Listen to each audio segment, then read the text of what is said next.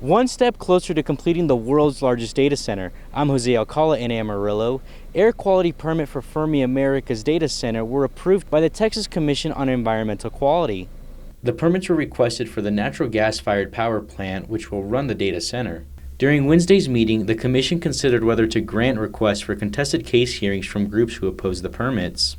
Those groups included the Panhandle First Coalition, who were pushing for an opportunity to state their case. We would have shown how much the pollution from that affects communities. Everything from a person's health, from how they breathe to how their heart is affected to birth declines. Seawright says their group even hired a lawyer for the case. TCEQ's whole job, their whole business is knowing how much pollution affects people, their health, and how far away from a community that it should be granted, and what things that we can put in the space to prevent that from affecting people. And for them to just ignore it is terrifying.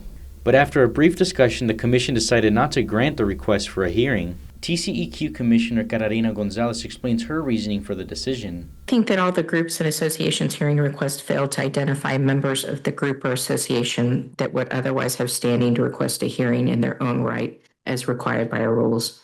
And for the remaining requesters, the intervening distance between their residences and the facility make it unlikely they will be impacted in a manner different from the general public.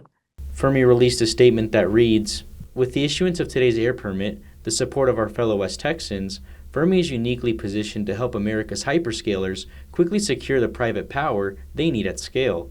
In Amarillo, Jose Alcala, ABC7 News.